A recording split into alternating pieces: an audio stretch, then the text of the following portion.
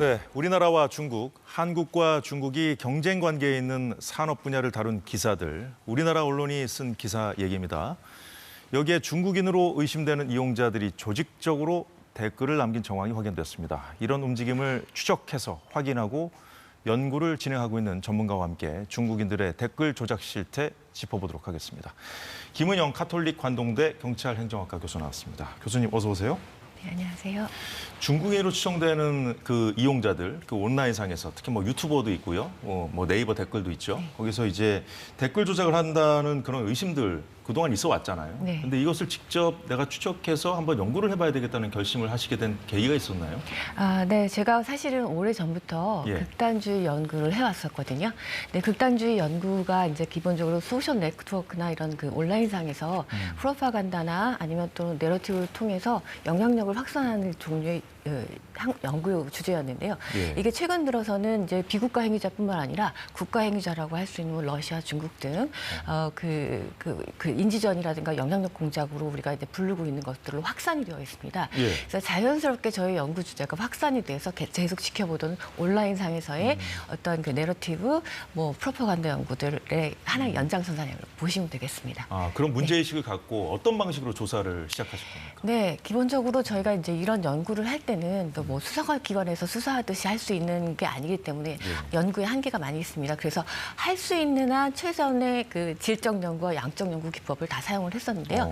질적 연구 기법이라고 하는 것은 저희가 이제 댓글의 의심자로 추정되는 사람들의 댓글 내력들을 질적 내러티브 뭐 분석 기법이나 이런 것들을 통해서 분석을 하는 것이고요. 네. 양적 기법이라고 하는 것은 저희가 기본적으로 한국에서 이제 한중 경쟁 분야 관련된 내용의 기사들을 선별을 하고 그 기사에 딸려 있는 모든 댓글들을 전수조사하는 방법으로 해서 이걸 그러니까 양적 데이터화를 한 다음에 이거를 저희가 할 수 있는 한 뭐 그 아노바 분석이라든지 또는 뭐 빅데이터 분석이라든지 토픽 네. 모델링이라든지 네트워크 분석 이런 것들을 전부 수행을 해서 한번 객관적으로 해봤습니다.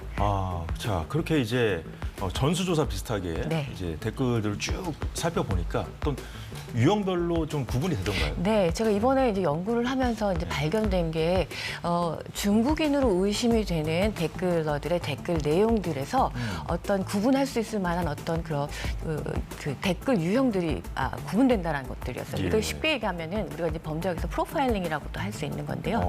글자나 사실은 단어 같은 경우들은 자기들의 잠재의식 속에 있는 어떤 경험이라든가 뭐 생각, 인식 이런 것들이 반영이 되는 것들이거든요. 자기도 모르게 드러날 수밖에 네, 없다는 거죠? 그렇죠. 역사, 문화 이런 것들이 세대 간에서도 보면 자기 코호트들 간에 주로 쓰는 뭐 랭귀지나 문자 표현들이 있는데요.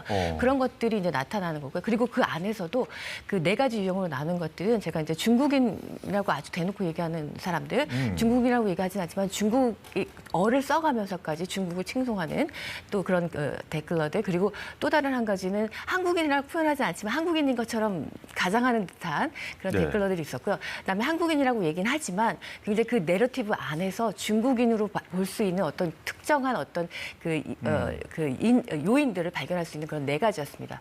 예. 그래서 그 분석을 해본 결과 제가 봤을 때는 각자 이제 자연스럽게 댓글을 쓰는 것처럼 보이기 위해서 네. 역할을 조금 나눠서 댓글을 작성하지 않았나 하는 어떤 그런 분석도 하게 되었습니다. 자, 앞서 화면에 잠시 나왔었는데 네이버 기사 70건 네. 대상으로 분석한 결과였어요. 네. 기사 70건을 분석해 보니까 이렇게나 많은 댓글들이 이제 중국인들이 작성한 걸로 의심된다는 거잖아요. 네네. 이렇게나 많았어요? 네.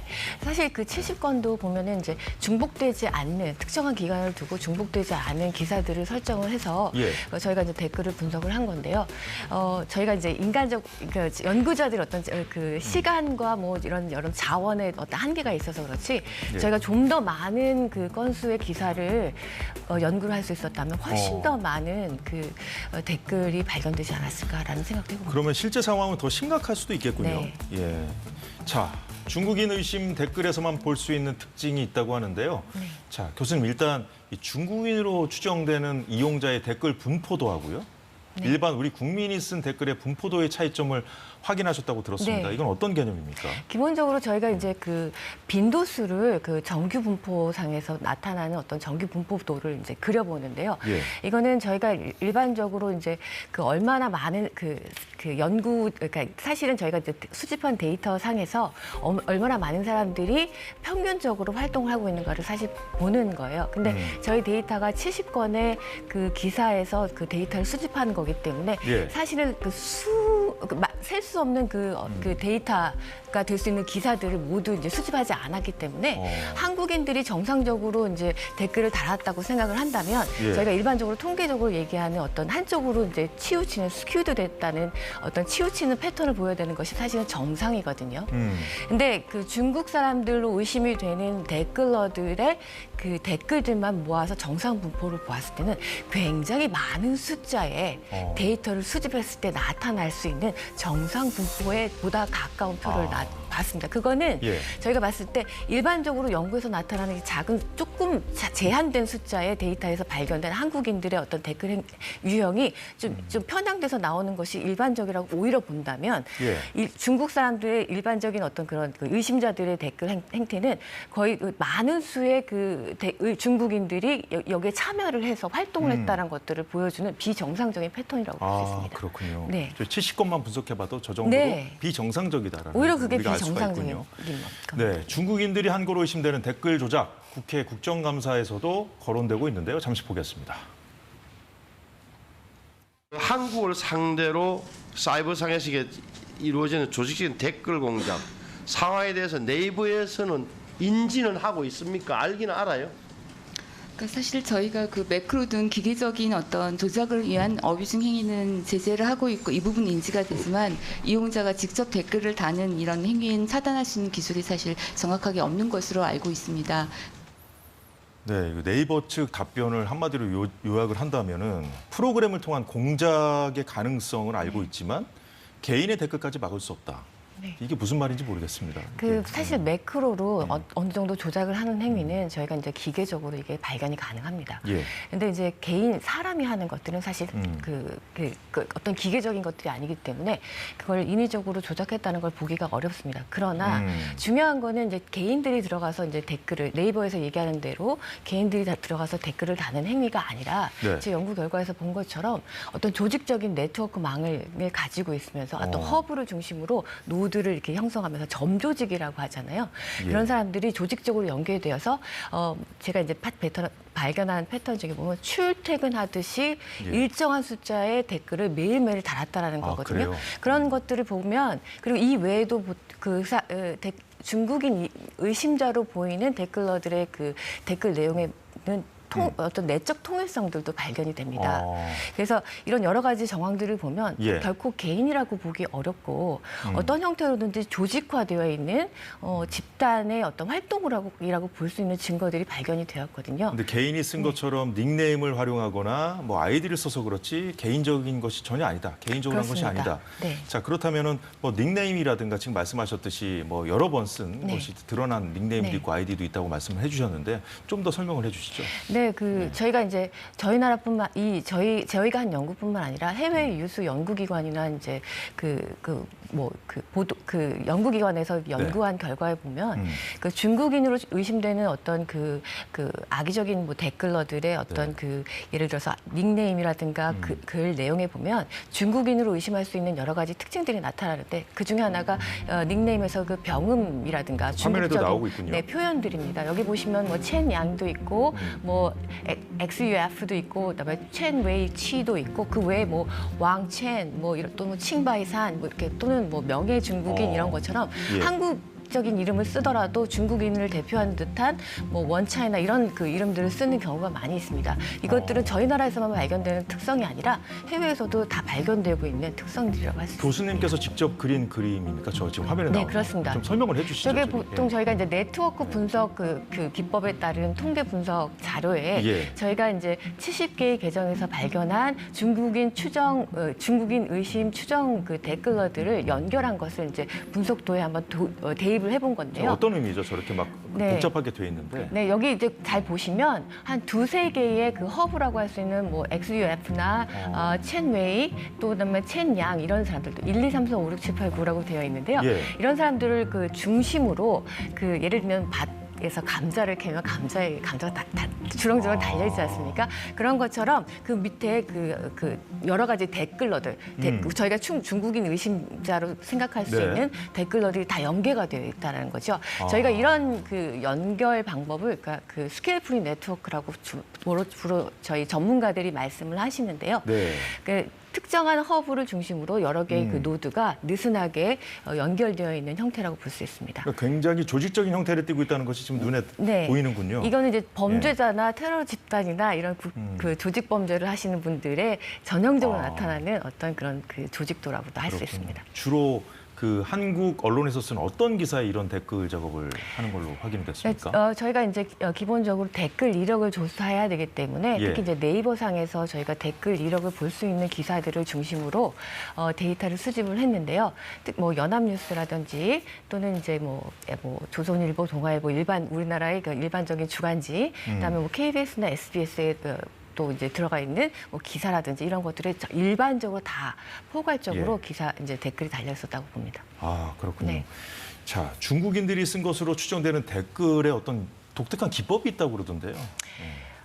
중국인들 뭐 추정된 독특한 기법이라고 하면 예. 일단 기본적으로 제가 앞서 말씀드린 대로 중국 사람들이 쓰는 기본적인 어떤 내러티브가 있습니다. 그러니까 내러티브라는 것은 예. 이제 중국에 대해서 좀 더 이렇게 그 좋은 여론을 형성하고 중국이 주장하는 국가 비전과 관련돼서 내적으로 일치되는 어떤 그런 내용들. 중국 특히 친화적인 서사 구조가 네. 있다는 말씀이시군요. 저희가 이 내적 통일성은 우리나라에서만 보여지는 게 아니라 해외의 선행 연구들, 그 기관 연구들하고 일치하고요. 예. 특히 중국 내부의 SNS라든지 이런 기존의 어떤 그 여론에서 볼 수 있는 내러티브하고도 일치하는 기조를 보이고 있습니다. 그렇군요. 자, 네. 경제 기사들 말고도 네. 그렇다면은 뭐 정치라든가 한국의 정치라든가 뭐 지역 감정을 뭐 이렇게 조장할 만한 그런 기사들, 그런 내용의 댓글들도 혹시 좀 확인되셨나요? 네, 저희가 그 일단 중국인으로 의심되는 그 댓글러들을 확인을 하고 난 다음에 경쟁 분야, 이제 한중 경쟁 분야에 관련된 기사에서 그리고 네. 그 기사들을 전부 히스토리 분석을 다 했거든요. 처음에 이제 댓글을 시작한 것부터 한 순간부터 네. 최근까지 그 안에는 보면 저희가 아까 앵커님께서 말씀하신 대로 특정 한중 경쟁 분야에 관한 내용뿐만 아니라 정치, 또 그리고 이제 사회 문제, 이슈, 범죄 이런 것까지 망라해서 얘기를 하고 있는데 예. 한국의 어떤 특정 정당이나 이런 부분에 대해서 굉장히 비하를 하거나 한국의 남한 한국 내부의 어떤 갈등을 조장하는 그런 그 비하. 그러니까 잘 아시다시피 뭐 한여, 한남 뭐 관련된 비나 또 지역과 관련된 갈등 예. 이런 것들을 굉장히 부각해서 그런 그 주요 주제들만을 중심으로 계속 히스토리가 형성되어 있었다는 것을 발견할 수 있었습니다. 네, 그렇군요. 자, 중국인 추정 댓글들이 이제 사용되는 기법 중에 겁주기라든가 네. 갈라치기, 버리기 뭐 이런 유형도 있다는데 이건 네네. 어떤 내용이에요? 사실 그 아까 말씀하신 내용은 사실 EU에서 우리가 일반적으로 이제 그 중국이나 러시아의 어떤 그 영향력 공작에서 쓰는 기법을 그 스탠다다이즈한 거를 저희가 이제 쓴 건데요. 네. 버리기라고 하는 것은 보통 어떤 그 기사 내용이나 그 기사에 대해서 이제 그 예를 들어서 중국에 대해서 안 좋게 얘기하는 기사를 뭐 대응한다면 그 내용 기사에 대한 내용보다는 그 메신저 타격이라고 해서 그 기사를 실은 뭐 일간지라든지 이런 부분에 대한 신뢰성을 훼손해서 영향력을 떨어뜨리려는 거예요. 그래서 예를 들어서 어떤 특정 일부에서 중국의 문제점에 대해서 지적을 하면은 중국을 제대로 공부를 하고 해라라든가 뭐 이런 편향성을 지적하고요. 또 갈라치기라는 것은 말 그대로 내부 갈등을 조장하는 내용들인데요. 우리나라 그 경쟁 분야와 관련돼서는 현대 기아차 관련해서는 노조 문제나 아니면 그 임금이 좀 높다라든가 이런 문제들을 부각을 시켜서 한국 차가 비싸다. 그리고 일본 차든 중국 차든 가격을 낮출 수 있는 어떤 기업이든지 환영한다. 이런 내용이라든가 아니면 또 그 시커머스와 같은 경우는 우리나라의 쿠팡이 미국 기업이라고 얘기를 하면서 그 미국 기업 옹호하는 것이다라고 얘기하면서 그러니까 시커머스에 대한 어떤 위험과 관련된 그런 기사들에 대해서는 미국 기업인 그 기업을 옹호하는 것이라고 하면서 갈라치기를 한다던가 하는데요. 이거 겁주기는 한국이 중국의 어떤 경제로부터 벗어나게 되면 예. 결국은 뭐 망할 것이다. 이런 내용들에 대한 뭐 예. 그런 겁주기, 공포심을 조장하는 이런 내용들이라고 볼수 그러니까 있습니다. 이제 여러 가지 서사 구조가 있는데 네. 중국인들이 네. 작성한 것으로 보이는 그것들이 저런 정도의 유형으로 크게 이제 나뉘어 볼 수 있다, 나뉘어진다 그런 말씀이시군요. 자, 네이버 기사 분석한 내용 앞서 봤더니 이 기사 한 개당 최대 455개까지 중국인으로 네. 추정되는 이용자가 단 댓글 확인하셨다고 그랬는데, 자, 이 정도면은 거의 여론 형성에 지대한 영향을 미칠 수 있다는 그런 우려를 해볼 정도 아닌가요? 네, 사실 예. 저희 나라에서 그 해외에서 들어오는 어떤 그 조직적인 댓글에 관한 연구도 별로 없었을 뿐만 아니라 그러다 예. 보니까 그 영향력을 얼마나 미쳤는지에 대한 객관적인 연구도 없습니다. 근데 또 다른 해외의 선행 연구를 보면 예. 어느 정도는 예를 들어 중국이든 뭐 러시아든 특정한 외국 세력이 한 어떤 특정한 나라의 어떤 그 댓글이라든지 여론 형성에 영향을 미치려고 하는 노력들이 어떤 결과를 맺었을 것이다. 그 영향을 주었을 것이다라고 하는 연구 보고서도 있습니다. 예. 그러니까 대표적으로 봤을 때는 2016년의 미국 대선이라든가 2018년에 대만의 어떤 그 지방선거가 예. 관련해서 실제 선거 결과라든지 이런 데 영향을 미쳤다라는 보고들이 있거든요. 예. 그래서 그런 것들 고려해 봤을 때는 우리나라에서 지금 수년 동안 이런 것들이 진행되어 왔다라고 가정을 한다면 예. 보이지 않게 어떠한 방식으로든지 영향을 미쳤을 것이다라고 추정은 됩니다. 사실 그 온라인상에서 지금 전쟁이 벌어지고 있다는 생각이 네. 들 정도인데요. 당장은 뭐 아무 대책이 없다고 하니까요. 교수님처럼 문제의 심각성을 파악해서 널리 알리는 것이 중요하겠다는 생각이 듭니다. 자, 김은영 교수님 수고 많으셨고요. 오늘 말씀 고맙습니다. 감사합니다.